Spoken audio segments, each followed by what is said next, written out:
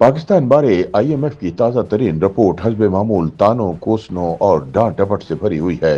इस रिपोर्ट का मरकजी नुक्ता कौमी एहतसाब ब्यूरो या नैब की 2 बरस की कारकर्दगी है।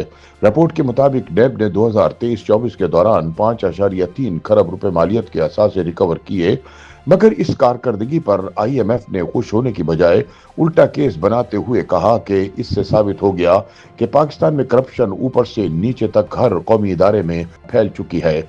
आईएमएफ ने अपनी रिपोर्ट में कहा कि अगर पाकिस्तानी फैसला साद संजीदगी से इस्लाहात करे तो आइंदा 5 बरस में इस मुल्क की कौमी आमदनी में सालाना 5 से 6% तक इजाफा मुमकिन है।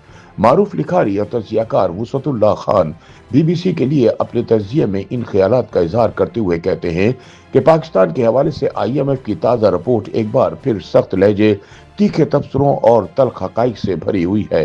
रिपोर्ट के मुताबिक पाकिस्तान का असल मसला वही मुसलसल बिगड़ती हुई गवर्नेंस है जो इसकी मुआशी बुनियादों को खोखला किए जा रही है।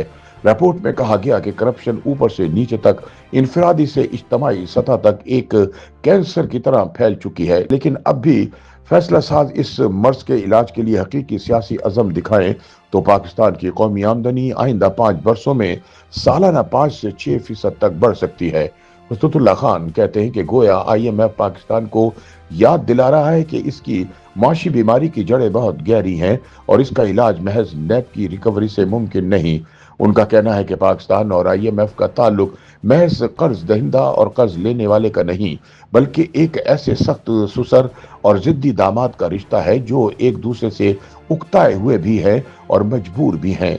उनके मुताबिक आईएमएफ न सिर्फ रियासती आमदन और अखराजात पर नजर रखता है बल्कि बच्चों के जेब खर्च तक की खबर लेता है, जबकि बच्चे यानी पाकिस्तान गुज़िश्ता 67 बरस से इसे चकमा देने और हिसाब किताब में हेर फेर के माहिर हैं।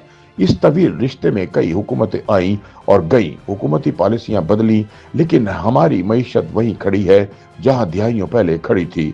वसतुल्ला तंजिया अंदाज में लिखते हैं कि पाकिस्तान 1958 में जिस डोली में आईएमएफ के घर आया था वो आज तक वापस नहीं गई।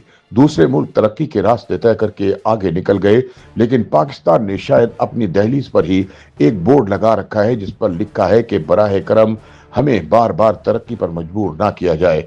वसअतुल्लाह के जुमले में वो मायूसी झलकती है जो मुसलसल पॉलिसी नाकामियों की वजह से आम आदमी से लेकर माशी माहिरीन तक महसूस करते हैं।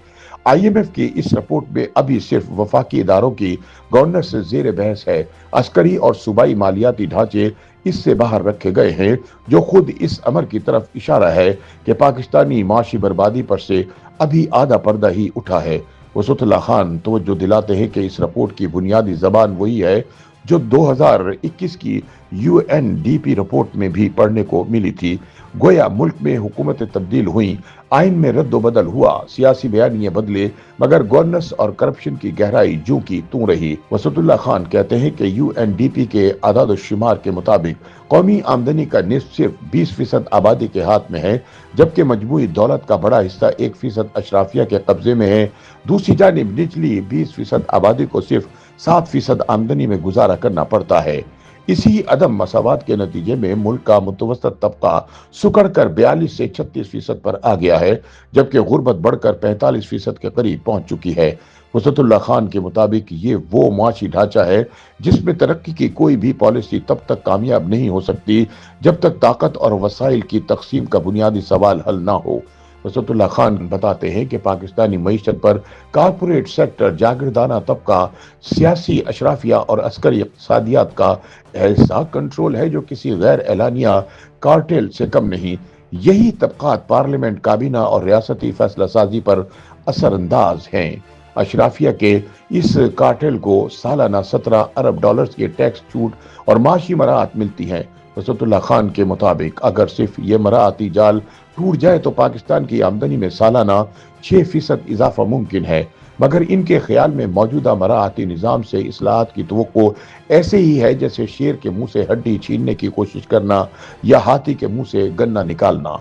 वसअतुल्लाह खान कहते हैं कि हुकूमत की फाइलों में ऐसी अंग्रेजी रिपोर्टें यूं ही पड़ी रहती हैं क्योंकि मुल्क की सिर्फ 1% आबादी ही इन्हें पढ़ सकती है।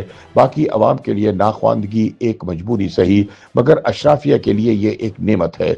یہ ایک ایسی افیون ہے جس سے قوم کو سلائے رکھا جاتا ہے۔